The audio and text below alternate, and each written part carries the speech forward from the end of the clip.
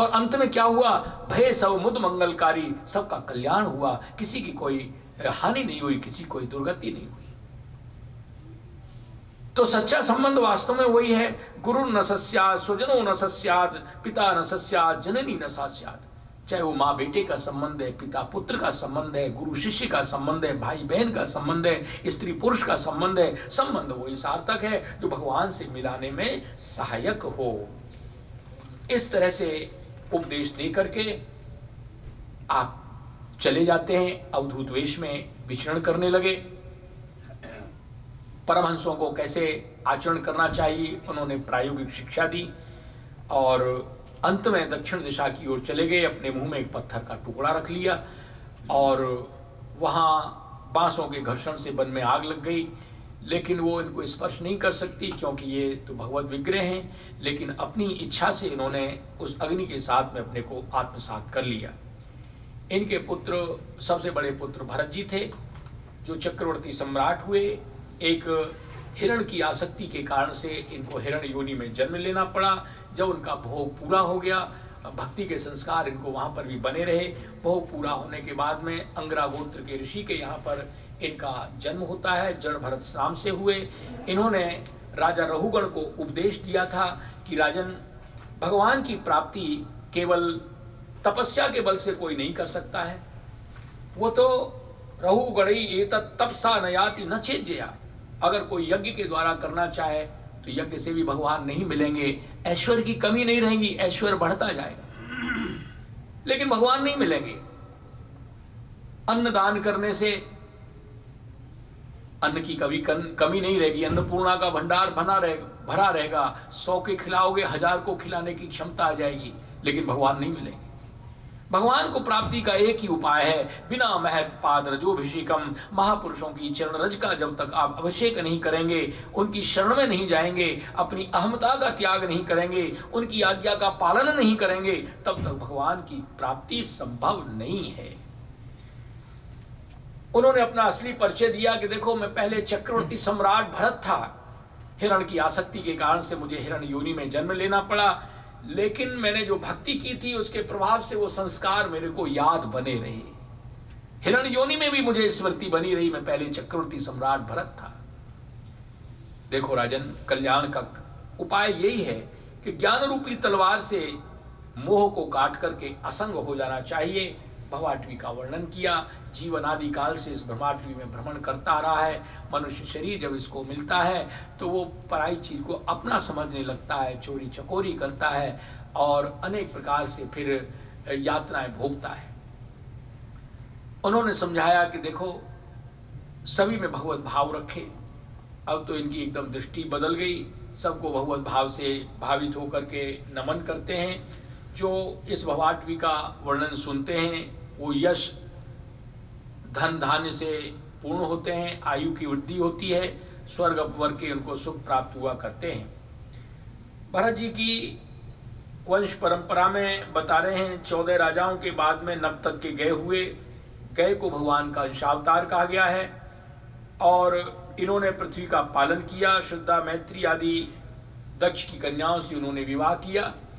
गए से गयंती नाम की पत्नी से चित्ररथ, सुगति, अवरोधन, ये 3 पुत्र हुए।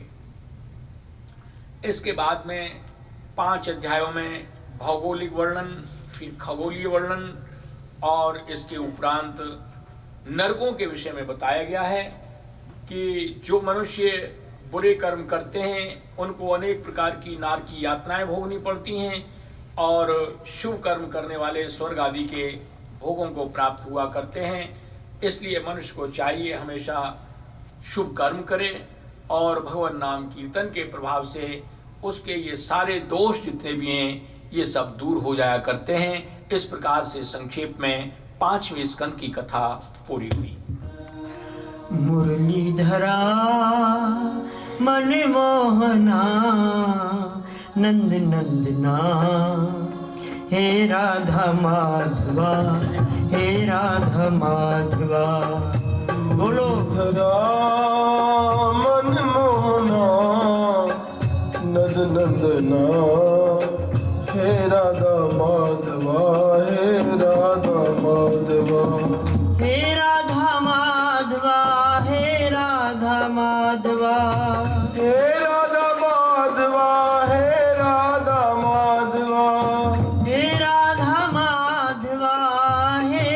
राधा माधवा हे राधा माधवा, हे राधा माधवा, हे राधा माधवा, हे राधा माधवा, हे राधा माधवा, हे राधा माधवा।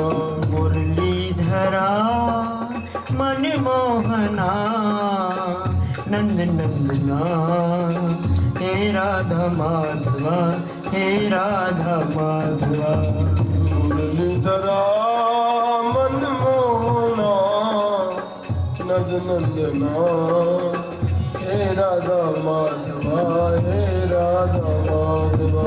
हे राधा माधवा, हे राधा माधवा, हे राधा माधवा, हे राधा माधवा, हे राधा माधवा, हे राधा माधवा, हे राधा माधवा, हे राधा माधवा, हे राधा माधवा, हे राधा माधवा। हे राधा माधवा, हे राधा माधवा। मुरलीधरा मनमोहना नंद नंदना, हे राधा माधवा, हे राधा माधवा। मुरलीधरा मनमोहना नंद नंदना, हे राधा माधवा, हे राधा माधवा। बोलो वृंदावन बिहारी लाल की जय। सुखदेव जी महाराज ने जब नरकों की भयानकता के विषय में बताया, राजा परीक्षित कहने लगे, महाराज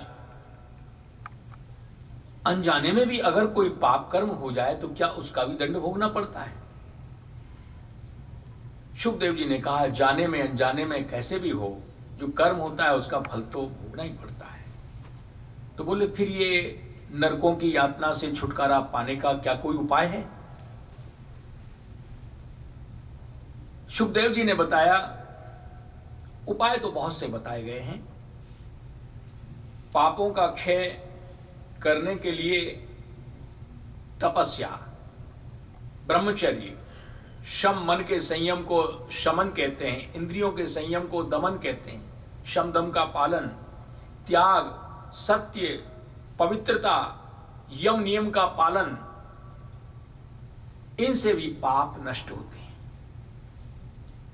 और बोले, जब मनुष्य अपने किए हुए पाप का प्रायश्चित कर लेता है तो भगवान उसे क्षमा कर देते हैं।